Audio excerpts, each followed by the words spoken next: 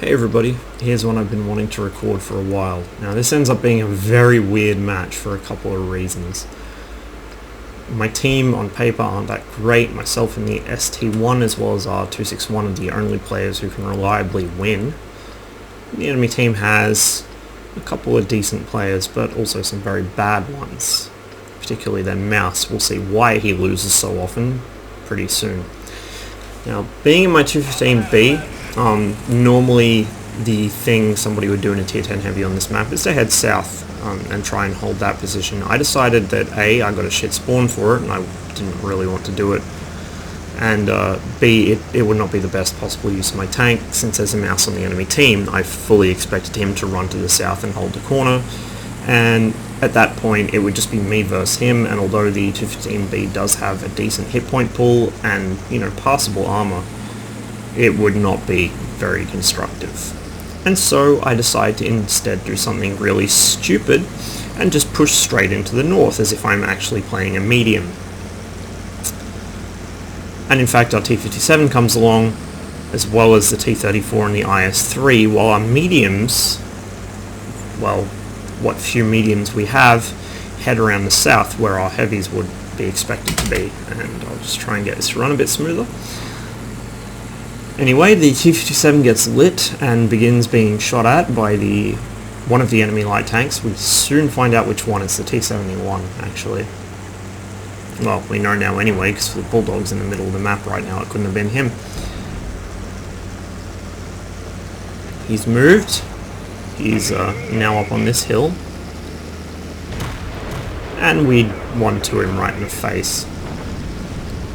The only thing he's going to spot now is the inside of his garage. Surprised to find no mediums here. I keep pushing. T-57 probably didn't have that thought go through his head. He just would have pushed regardless, but it works. He catches the IS-8 on the hop.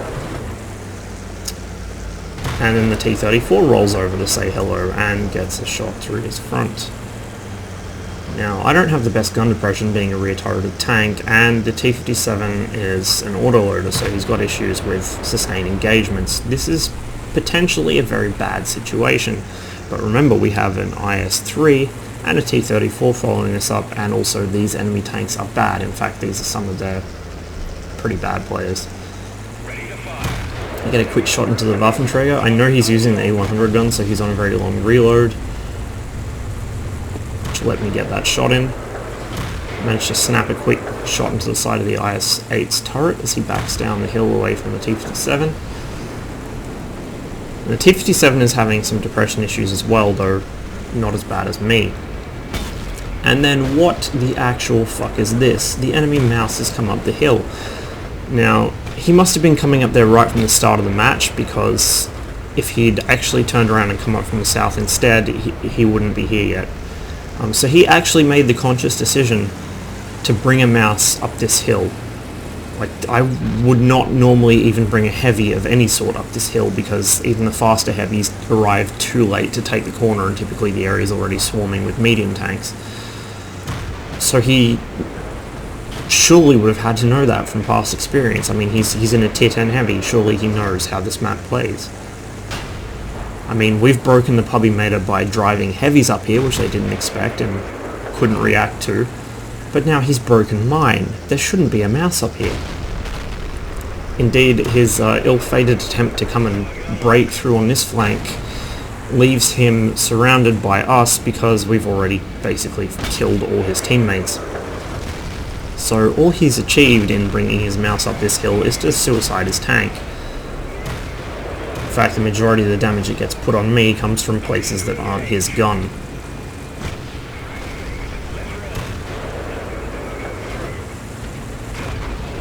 It's almost sad watching him get ground against that rock there and just mobbed, but that's what happens when you do stupid things in a mouse. You aren't quick enough to get away, you aren't small enough to hide.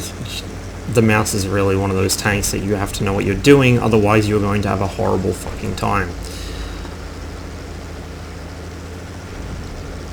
So our heavy push north has actually worked. Not only that, but we've also broken through in the south, which is really weird because the enemy had a T-95 as well. and T95 is actually one of the better players, so just really by any sound logic we shouldn't have broken through the south. The only place the enemy have been successful is in the northern half of the field, where this T44 and 103 are beginning to push in towards our arty. Unfortunately, it's not going to do them any favours, as I am now coming back, having spotted the bat making it through towards our cap earlier. The 103 stops in the open, allowing me to shoot him in the side. The T44, being a significantly better player than this hopeless 103, realises what's happening and runs for cover, and also to try and finish the arty before I can interdict. He gets on top of the arty while I'm dealing with the M103. He's easy enough to finish off, and then I know we're going to cap out, but I was just looking to try and get a final bit of damage in on this T44. The enemy bat chat did try and cap fast. It didn't do him any good.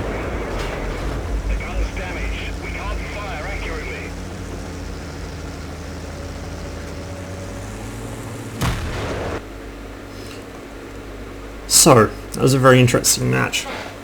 Our T57, statistically speaking, was one of our worst players, and yet, because he followed me up that north way and because we basically just worked well together, he was able to pull out something like going from memory, about 5.5k, 5.6k damage. It'll be in the post games.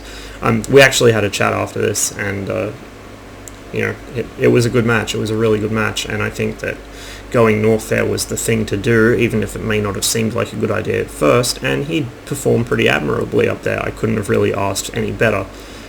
He didn't risk his tank doing stupid shit. At the same time, he did put damage out. He really did everything he had to do, and so I would say that guy's probably on the up and up if he keeps playing like that. This is a problem with XVM because it shows overall statistics, not recent statistics. For all I know, that guy may have been playing like an absolute champion for his last couple hundred games, and it may not be showing up on XVM yet, but he certainly didn't play like his stats would suggest.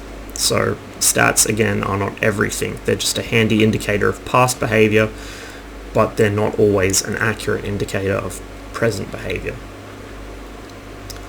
For my own part, I was able to scoop up a bit over 3k damage in the north, and I'm about to cough, so shield your ears. Excuse me. Anyway, and then pick up about another 2k damage returning towards base, which I really didn't even need to do because the bat had somebody else go and deal with him anyway, but better safe than sorry, so I scooped up some more hits on the way back. Now, I'm certainly not going to suggest you send heavy tanks to the north every time you play this map. The real reason we got away with it is because the enemy were pretty light on mediums. They had a bat chat who was hopeless. They had a T44 who was too smart to try and head north with so few mediums on his team. They had a Pershing who I don't know what he did. I didn't even see him. I assume he was in the south. And they had a Centurion who was not altogether the best.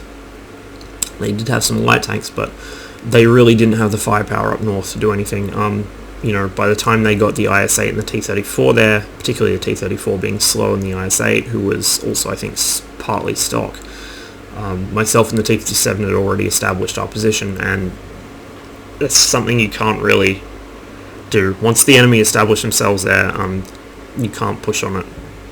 Particularly if you're in the east spawn. If you crest that hill at B0 and you see enemies there, you should not push into them unless you have overwhelming numbers, because if they are in that position, in that bowl there, and you have to push into it, you're going to die horribly. It's a really strong foothold. That's why, whenever possible, taking that north pass with medium tanks is a really, really good idea. But the arrival of a mouse was completely unexpected. Thankfully, he was really bad, but then I guess you would have to be to try and bring a mouse up there in the first place. So it was basically an exercise in damage farming for myself and the T-57 at that point. But had their mouse played a little better and actually started prioritizing one target over the other and focusing that person down, he may have caused some problems. Instead, he mostly just wallowed around like a dying whale and let us get easy hits on him while not putting out damage himself. Really couldn't have asked for this to go any better than it did. It certainly could have gone a lot worse though, so that's why I'm saying I wouldn't recommend you do this unless you really know what you're doing. A lot of the time when I try risky shit like this, it's because the enemy team are bad. My own team are perhaps not the best, and I decide I can either watch my team collapse around me, or I can try some risky shit to get an early advantage and just ride out the wave to a win, basically. Which is what happened here. A lot of the time as well, it's because of some factor like the enemy don't have enough medium tanks to effectively counter it, or they have a lot of medium tanks and therefore don't have hit points. You have to actually pay attention on the or pay attention to the team roster as you come into a match, because it tells you an awful lot of valuable information.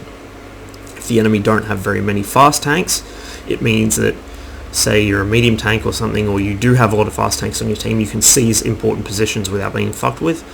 If the enemy have a lot of very fast tanks but no real hit points, it means you can knock them over pretty quickly as long as you don't let them farm you from good positions. And so, say, a lot of the time, Corelli is a good example. If the enemy team have a lot of medium tanks and my team do not, or if I'm in a heavy or something, I'm not going to try and push up the donut, because I know they're going to get there before me, and I know they're going to be in a position to shoot me all the way I'm heading up it.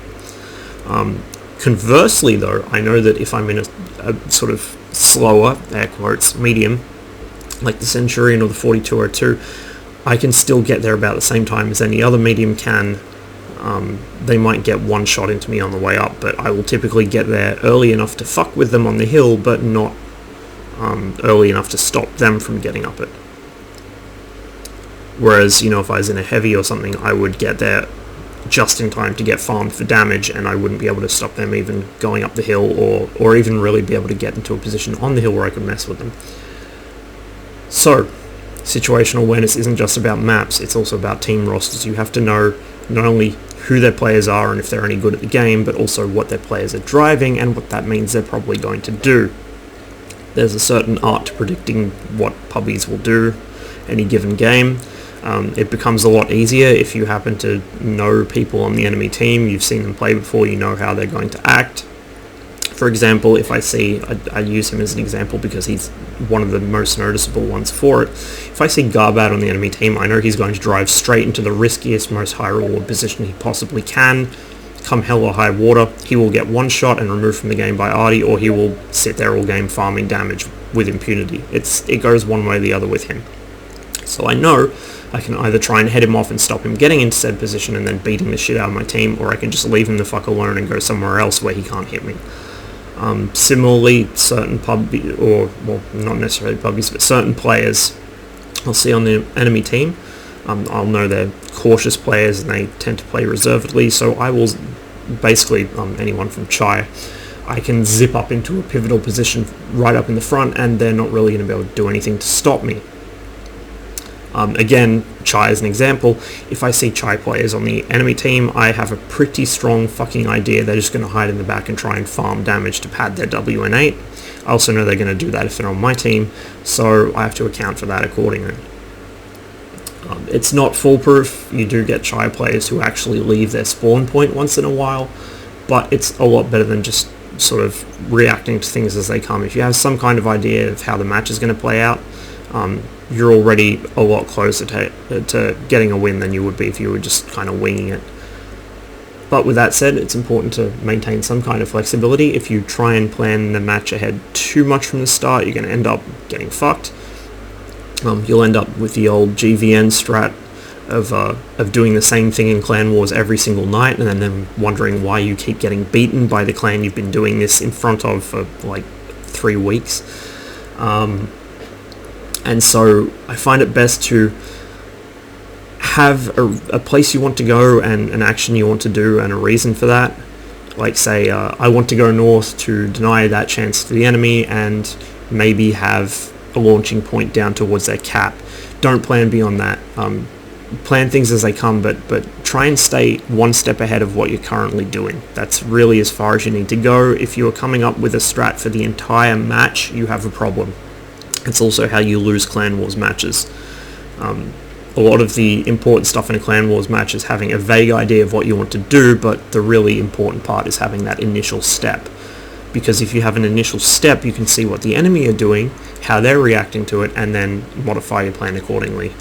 Flexibility is enormously important in any kind of match in this game, whether it be a pub match or Clan Wars or a tournament match.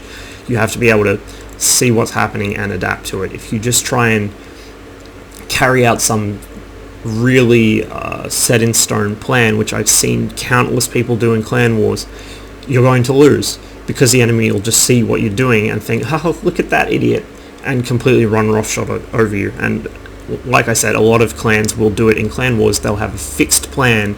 You know exactly what they're going to do. You can see that they're making no effort to adapt to your plan, and so you can just basically avoid their tanks until you want to engage them. It's just bad. Don't do it.